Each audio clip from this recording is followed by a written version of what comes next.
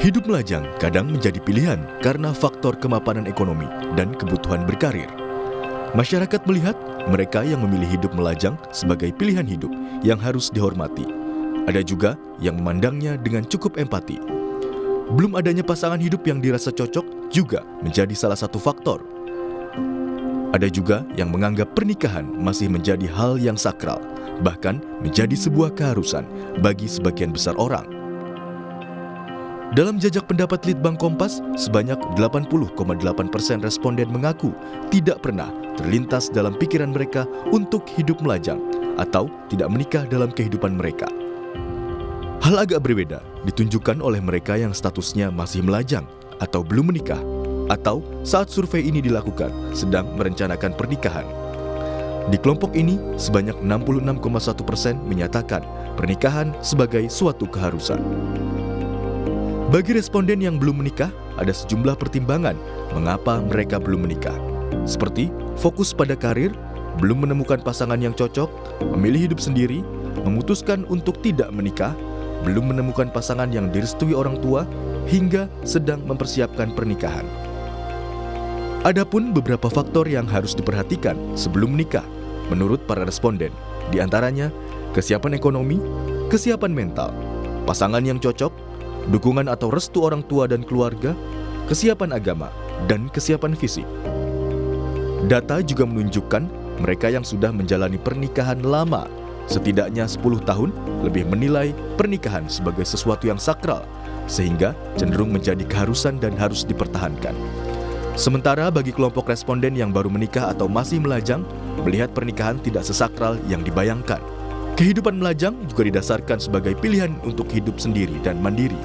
Salah satunya agar bisa fokus pada dunia profesional yang digelutinya. Melajang atau menikah adalah pilihan atau hak seseorang yang harus dihormati. Ada yang memilih menikah, namun tak sedikit yang memilih melajang dengan berbagai pertimbangan, dan itu adalah hal yang lumrah. Tim Liputan, Kompas TV.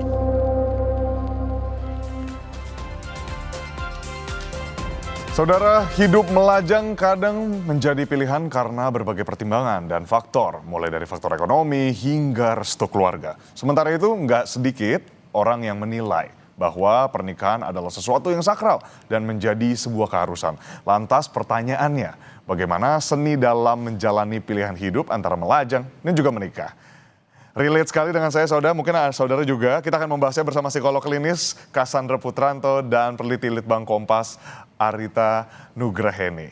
Selamat pagi Mbak sekalian, sehat-sehat semua ya di rumah ya. Mikirin soal melajang dan menikah nih, jadi hal yang menarik. Pagi ini kita akan bahas ke Mbak Arita terlebih dahulu. Mbak, dari data yang dimiliki Litbang Kompas, bagaimana persentase perbandingan responden yang memilih menikah dan juga melajang? Lalu faktor apa sebenarnya yang melatar belakangnya yang mempengaruhi? Oke, halo selamat pagi Mas Erwin. Jadi memang kita sebenarnya berangkat dari POV untuk melihat fenomena ini ya, melajang ya. Jadi kita mau lihat, ada nggak sih bagaimana pendapat publik begitu terkait lajang ini. Jadi kita susun pertanyaan ke publik untuk jajak pendapat ini kurang lebih 500 responden. Kita mau melihat nih satu dari bagaimana mereka melihat memilih hidup melajang. Kedua, eh, apakah itu pernah terlintas di benak mereka, baik yang saat ini sudah menikah ataupun belum. Kemudian, apakah juga gaya hidup melajang ini sudah makin diterima. Nah, kita melihat 2 dari 10 begitu ya, pernah loh terlintas Enggak ya? untuk hidup melajang. Jadi 2 dari 10 ini memang sedikit punya kecenderungan disampaikan oleh responden perempuan. Dan juga ada kecenderungan disampaikan oleh responden usia produktif. Nah, dari 10 responden yang kita lihat pernah terlintas untuk hidup melajang, kita juga melihat ada 3 dari 10 yang kemudian melihat hidup melajang itu sebagai sebuah pilihan hidup, bukan lagi sebagai sebuah kenelangsaan begitu ya. Nah, memang ini jadi temuan yang menarik, meskipun kita tidak melakukan studi longitudinal begitu ya, yang dimana kita bisa membandingkan apakah ada pergeseran atau tidak, gitu. Oke, jadi tadi yang menarik juga sorotannya terkait dengan bukan karena hopeless gitu ya berarti ya Mbak ya, tapi memang Iya, jadi pilihan benar. ternyata. Jadi pilihan karena nanti kita, mungkin nanti, setelah Mbak Cassandra melihat fenomena ini aku juga akan share bagaimana ini kemudian diterima, bukan lagi lihat sebagai keterpurukan begitu ya. Oke, nah tadi udah dijelaskan sedikit latarnya seperti apa. Nah tapi kalau kita ke Mbak Cassandra, kalau kita lihat bagi kaum muda gitu ya, pemuda sekarang, pemudi sekarang, menikah masih menjadi prioritas gak sih Mbak? Dan atau justru malah jadi sebaliknya? Mbak Cassandra, mohon izin boleh dinyalakan Boleh, suaranya? baik, Iya mohon siap. izin. Iya aman. Jadi apabila kita melihat kepada riwayat ya, mungkin di tahun 1960-an menikah itu muda, kemudian bergeser naik ke 20-an, 24, lalu kemudian sempat tinggi lalu turun lagi. Nah, saat ini tampaknya kembali naik lagi. Jadi kalau selain data yang tadi diperoleh juga ada data-data lain mungkin dari BPS dan lebih banyak ternyata pria yang memilih untuk melajang dibandingkan perempuan begitu ya. Nah, ini juga mungkin ada penjelasannya antara lain misalnya perempuan mungkin punya kekhawatiran yang lebih besar untuk waktu produktif untuk melahirkan sehingga tentu terbatas dengan waktu tersebut. Jadi pastinya tidak berani untuk menikah di atas 40, sementara kalau pria mungkin lebih bebas.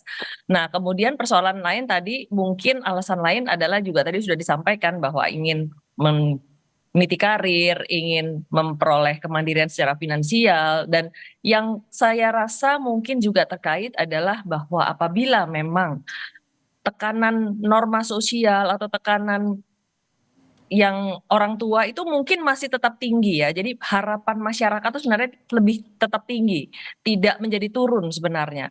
Tetapi menurut pendapat saya, kelihatannya adalah individu-individu masa kini yang baik masa dewasa usia 25 sampai 35 bahkan sampai 40 tahun sekalipun, mereka sudah lebih bisa menjelaskan dan sudah lebih fix, tegas dengan keinginannya. Jadi bahwa alasan-alasan apapun itu ya, jadi misalnya karena ingin meniti karir, ingin memperoleh penghasilan, karena alasan finansial bahwa punya keluarga dan anak pasti akan memerlukan biaya yang lebih banyak, perencanaan lebih matang. Jadi mereka bisa lebih tegas mengambil keputusan terhadap diri sendiri dan yang jelas tetap merasa bahagia.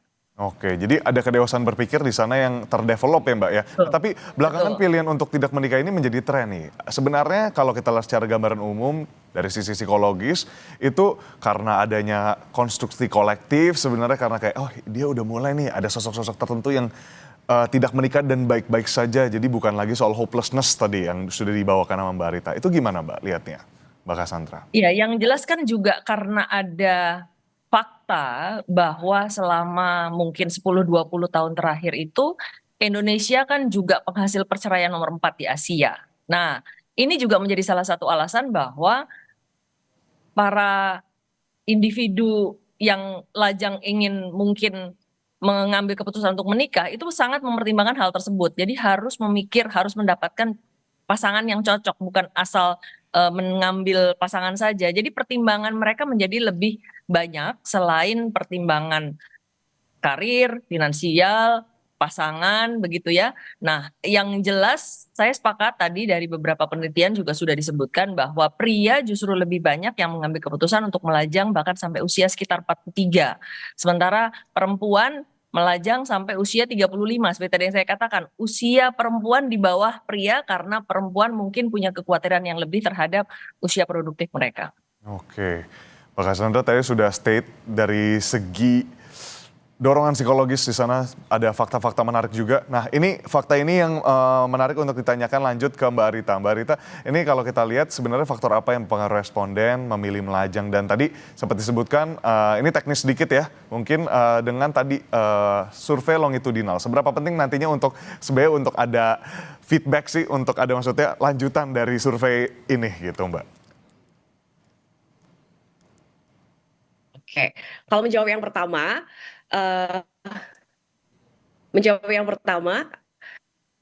apakah suaraku terdengar? Seperti aku Terdengar Mbak.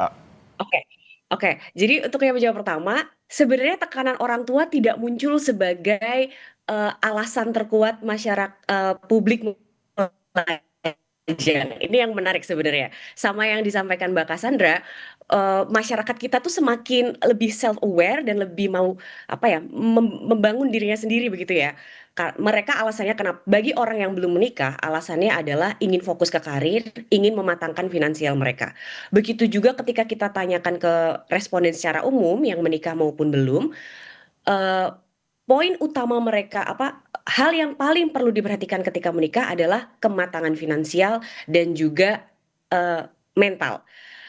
Tekanan orang tua, tekanan keluarga itu sangat tipis sekali munculnya sebagai alasan mereka untuk menikah atau tidak. Dan ini sebenarnya temuan menarik. Dan kenapa kita perlu survei, bukan survei sih, studi atau penelitian longitudinal, karena menarik untuk melihat tren. Belum lagi seperti yang kita tahu, kita sempat bahas di minggu sebelumnya bahwa perceraian tuh tinggi loh di Indonesia. Dan seharusnya, bukan seharusnya ya, ada baiknya juga kita bisa mengupayakan untuk menekan angka perceraian ini. Karena tidak hanya kita kemudian merugi secara ekonomi, tapi perceraian itu kan merugi batinnya luar biasa ya. Nah, ini yang coba kita kalau dari sisi kami di Litbang Kompas pengen juga memberikan sumbangsih bagaimana sih ketika masyarakat kita menilai pernikahan itu tidak hanya untuk memenuhi perjalanan hidup, tapi sesuatu yang perlu kita persiapkan juga gitu. Dan salah satunya kenapa ekonomi muncul, kemarin kita juga sempat mengolah data sekunder dari BPS, ada kecenderungan perempuan dan laki-laki yang bekerja itu relatif memulai dengan gaji yang sama. Tapi ketika perempuan menikah, dia cenderung stagnan dari sisi pendapatan, sementara laki-laki meningkat drastis. Nah, ini mungkin kalau dari kacamata sosial kita bisa melihat bahwa ruang kerja pun masih sedikit bias gender di mana mungkin laki-laki lebih dipercaya begitu ya untuk mendapatkan jabatan lebih tinggi dan dia dianggap sebagai kepala keluarga sehingga dia harus memenuhi kebutuhan ekonomi. Nah, mungkin juga stagnasi ekonomi ini yang dilihat mungkin sebagai sebagian perempuan untuk menunda dulu pernikahan sebelum secara finansial dia mapan. Karena kalau Mbak Cassandra tadi melihat perempuan tidak bisa menunda terlalu lama karena faktor biologis, kecenderungan yang tertangkap di jajak pendapat pada periode tertentu ini justru perempuan lebih kuat begitu ya, memilih untuk menunda pernikahan asalkan karir dan ekonomi mereka mapan dulu. Mungkin ketakutannya adalah itu ketika menikah, karir mereka justru stagnan atau bahkan mungkin mengalami kemunduran. Sebenarnya ini jadi realitas konstruk yang nggak benar, tapi tidak bisa dibenarkan juga gitu ya. Harapannya bisa semakin inklusif, semakin Betul. equality-nya juga di sebuah lingkungan kerjaan juga jadi hal yang bisa sama-sama jadi sorotan ini karena udah jadi campuran nih mindset antara orang untuk nantinya menikah atau tidak menikah dan ternyata faktor sosial ekonomi itu mempengaruhi banget. Mbak Cassandra ini lihatnya gimana nih Mbak kalau soal ini? Kita geser sedikit ke faktor sosial ekonomi. How it affects, bagaimana ini akhirnya bisa berdampak? Baik, sebenarnya justru kita harus menganalisa ini dengan lebih mendetil ya. Bahwa hasil penelitian Mbak Rita ini bukan salah, benar. Karena yang objek penelitiannya kan adalah individunya. Dewasa muda yang ditanya. Justru ini semakin membuktikan apa yang tadi saya sampaikan. Bahwa mereka lebih resilient. Mereka lebih tegas untuk menyatakan bahwa maaf buat saya yang penting adalah ini, dan ini. Masalah tekanan sosial itu tidak menjadi hal yang penting buat saya. Itu kan gitu ya. Nah, persoalannya kalau ditanya apakah tekanan sosial normatif masih ada? Masih. Nah, ini jawaban saya nih ya kan. Di banyak wilayah di Indonesia, terutama di kota seluruh wilayah Indonesia gitu ya. Tekanan sosial itu masih ada, baik dari masyarakat maupun dari orang tua. Tetapi karena ada pergeseran persepsi, pergeseran, ketegasan ini tadi. Jadi dewasa kita lebih tegas. Kalau dulu nggak berani ngelawan gitu ya. Kalau sekarang udah bisa lebih berani. Ini lebih penting buat saya gitu. Jadi itu yang memang sangat mendasari adanya faktor ini. Ini sangat menarik gitu ya. Berarti memang kita dewasa muda di Indonesia ini sudah lebih punya independensi untuk mengatur diri sendiri, melepaskan apa yang akhirnya mungkin menjadi tekanan sosial atau tekanan keluarga. Nah, ketika kita bicara tentang hasil tekanan ini dari sisi finansial, pertimbangan finansial menjadi hal yang menempati faktor utama. Tadi saya juga sudah katakan finansial, karir, kesempatan, kekhawatiran terhadap mungkin adanya potensi resiko, ada perceraian, ketidakmampuan membiayai, itu akhirnya menjadi satu rangkaian yang sangat menjadi pertimbangan para dewasa muda di Indonesia. Nah, tentu saja ini merupakan hal yang sangat wajar. Jadi saya cenderung mendukung dalam arti tidak bisa mengatakan bahwa ini tidak benar atau benar karena semua kembali lagi kepada pilihan. Karena semua ini akan dijalani oleh masing-masing. Kita tidak hidup di dalam mimpi orang lain, harapan orang lain. Permasalahannya kan di Indonesia masih nanya, udah kuliah, udah selesai kuliah, udah kerja, udah selesai kerja, kapan menikah, udah kapan menikah, kapan punya anak, udah punya anak satu, kapan punya anak dua. Nah ini masih ada sebenarnya, walaupun dewasa muda sudah tidak terlalu mempertimbangkan, sudah bisa lebih tegar untuk berpikir ini adalah kebutuhan saya dan saya akan menjalankan ini. Dan sekali lagi bahwa tingkat usia mereka memutuskan untuk menunda itu bahwa pria bisa sampai umur 43 sampai 44. Itu tidak lagi menjadi sebuah image buruk. Kok dia nggak kawin-kawin kenapa ya gitu. Itu udah. Jadi sudah bisa lebih diterima karena ketegasan ini juga milik banyak orang. Orang tua pun juga mungkin banyak sudah ya sudahlah terserah anaknya yang penting dia bahagia gitu ya. Nah, kalau perempuan artinya tadi ya itu tadi ya mereka menghitung paling tidak sampai usia 35 sampai 36.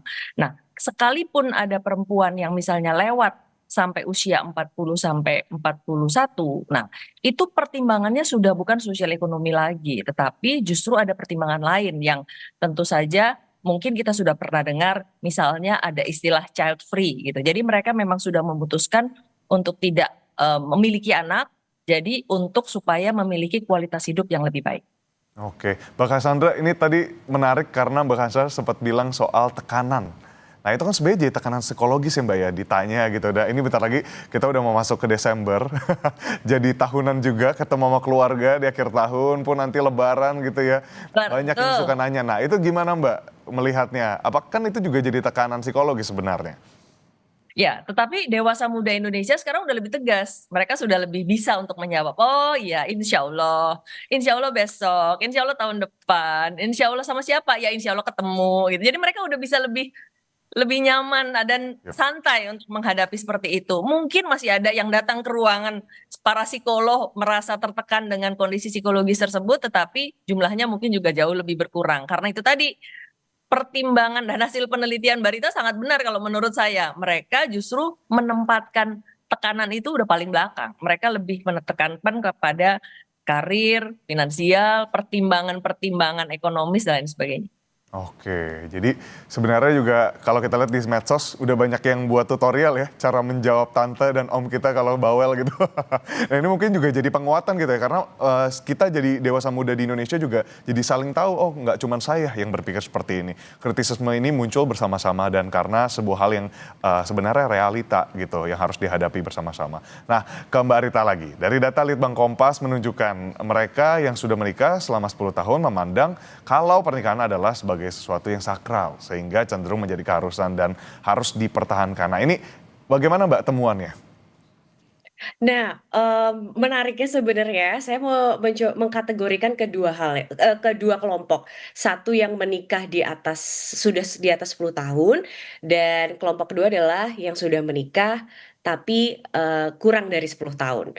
Dan memang kalau kita ngomongin secara mayoritas, pernikahan itu adalah sebuah keharusan karena itu sesuatu yang mulia begitu ya membangun sebuah rumah tangga. Cuman menariknya di kelompok yang menikah kurang dari 10 tahun, mereka tuh cukup kuat juga loh untuk bilang bahwa nggak menikah juga nggak apa-apa. Salah satu yang kita duga begitu ya, di momen-momen pernikahan kurang 10 tahun itu kan banyak refleksi ya, banyak mereka menemukan diri mereka sendiri, mungkin juga yang menikah belum selesai dengan dirinya, belum sudah harus berdua sama orang lain. Nah ini lagi-lagi seperti semangat kita semua ya, bahwa kita tidak mempromosikan ayo kita hidup lajang saja, tidak. Tapi yang kita coba telaah adalah bagaimana orang atau publik yang melajang ini sebenarnya perhitungannya rumit. Perhitungannya tuh dimatengin karena mereka mungkin melihat bahwa ada sandwich generation apa ya, gelombang itu ya, di mana kita harus menanggung orang tua, kita juga harus menanggung anak. Mungkin itu yang coba masyarakat yang masih lajang ini hadapi. Dia tidak mau terjebak dalam sandwich generation itu, dia mau secara ekonomi mapan. Sehingga tadi kembali kelompok yang baru menikah 10 tahun ini semacam mengingatkan, it's okay loh kalau kamu mau menunda pernikahan, sabar aja dulu secara kemapanan finansial maupun emosional. Karena kemarin temuan dari tingkat perceraian yang tinggi di Indonesia itu alasan tertinggi adalah cekcok yang tidak berkesudahan, Mas. Soal komunikasi. Mungkin ini juga yang mau disiapkan oleh para lajang sebelum menikah. Kesiapan diri, kesiapan mental, kesiapan kemampuan berkomunikasi ketika mereka beneran menikah. Termasuk juga tadi untuk menggenapi soal tekanan, ketika kita atau masyarakat yang kita ini masih lajang ketemu om dan tante kapan menikah, dan kita mampu menjawab dengan cara yang santun ya, dan kita nggak baper. Salah satunya juga terekam nih dari hasil jejak pendapat bahwa separuh itu udah tidak melihat eh, misalnya ya, mereka melihat saudara atau teman mereka yang usianya sudah cukup matang untuk menikah, di benak mereka udah nggak lagi kasihan yang ada. Mereka udah nggak berpikir, ih kasihan ya belum nikah. Enggak. 50% tuh justru kayak itu hak mereka untuk tidak menikah. Itu kebebasan mereka untuk hidup melajang. Jadi ini ada, kalau misalnya kebayangnya tadi Mbak Cassandra membayangkan 10 tahun lalu masih saklek gitu ya. Masih kayak kok belum menikah? Jangan terlalu pilih-pilih. Sekarang mungkin bisa dilihat ada pergeseran di mana masyarakat makin terbuka dan makin memahami kalau oh dia pasti punya pertimbangan belum menikah. Makin ada masyarakat kita yang lebih menghargai ruang privat begitu ya. Makin ada masyarakat kita yang kemudian tidak terlalu ikut campur lah dengan urusan eh, pribadi kita gitu. Jadi memang kenapa saya merasa ini jadi temuan atau riset yang cukup menarik untuk kita terus lakukan tren, karena kita bisa ngelihat pergeseran masyarakat kita, bagaimana masyarakat kita semakin menghargai begitu ya, menghargai dan juga mau menerima setiap fase hidup seseorang. Oke. Nah, ini hasilnya tadi kan kita bisa lihat nih bagaimana jika orang di sekitarmu belum menikah nih. Ada cuek karena menilai itu privasi 69% gitu. Kepo dan sering hanya kapan nikah 31%. Ini polling yang dibuka di Instagram Kompas TV nih, Mbak. Melihat ini bagaimana, Mbak Rita? Cuek ini menarik sih, berarti kan ini sebenarnya menambah apa ya, memberikan bukan validasi ya, Ya, makin aspek ada tambahan gitu ya. aspek tambahan, temuan baru ya kan, temuan baru bahwa ya cuek aja. Kita bukan mengarah menjadi masyarakat yang individualis, tidak, tapi justru semakin masyarakat yang dewasa, tahu mana ranah privat, tahu mana ranah publik, mana yang perlu kita, ya kepo itu kan sebenarnya ada sisi positif, ada sisi negatif. Salah Ya, satu sisi ya. negatifnya kan kamu mencampuri urusan orang lain begitu ya. Iya. Siapa tahu orang itu tidak siap loh, tidak semua orang bisa bercanda terhadap situasi private mereka. Dan mungkin beberapa ini jadi movement yang baik karena dalam artian satu dua orang kan juga tertekan dan dia menghadapi situasi kesehatan mental yang severe karena tekanan-tekanan seperti ini. Seperti itu. Harapannya ini menjadi satu gerakan komunal yang ayo kita harus happy, kita harus menghargai sesama, kita harus menghargai pilihan masing-masing karena timeline orang-orang itu memang beda-beda. Belum lagi kalau kita membandingkan dengan negara tetangga ya, di mana mereka mampu ketika menikah melihatnya salah satunya misalnya kemarin aku lihat perbandingan data dari Australia, misalnya Australia, Singapura, Malaysia, tingkat perceraiannya mereka rendah, tapi cara mereka memaknai pernikahan itu sakral. Jadi itu Oke. kan yang pengen kita ciptakan, memaknai pernikahan tetap sakral, tidak sedikit-sedikit karena hal yang sepele mengajukan perceraian. Tujuannya kan ke situ. Nah, jadi tadi juga membangun sensitivitas sebenarnya ya. Jadi bukan sensi, tapi sensitif. Iya benar, Jadi lebih sensitivitas, rasa berempati gitu ya. Nah, Mbak Cassandra, Betul. tadi ada beberapa poin menarik yang disampaikan sama Mbak Rita. Nah, terkait salah satunya adalah edukasi pranikah. Untuk duduk bareng, tadi Mbak Cassandra juga sempat bahas soalnya. Ini soal preferensi masing-masing. Yang ngejalanin berdua gitu. Jadi sebenarnya us against the world gitu ya. Nah, tapi gimana edukasi pranikah ini penting, Mbak? Dan mungkin ada sekedar tips dari best practice-nya Mbak Cassandra melihat banyaknya kasus yang mungkin pernah Mbak Cassandra telaah seperti itu, analisis. Ya, jadi memang artinya keputusan untuk menikah, hidup bersama, mengarungi kesulitan, susah dan senang itu bersama, itu tentu perlu kesiapan mental yang luar biasa dan cocok, ya harus cocok. Artinya menerima segala kelebihan dan kelemahan pasangan. Nah, persoalannya orang seringkali ketika jatuh cinta, mungkin ya hanya terpikirkan yang indah-indah aja gitu. Lovey-dovey ya, Mbak? Pertimbangan ini kan harus tinggi, harus tetap dilaksanakan bagaimana menyikapi, bagaimana menerima hal-hal yang mungkin tidak bisa kita terima misalnya. Jadi itu alasannya mengapa konseling pernikahan atau pranikah itu sangat dibutuhkan. Di dalam konseling pranikah juga pasti ada asesmennya.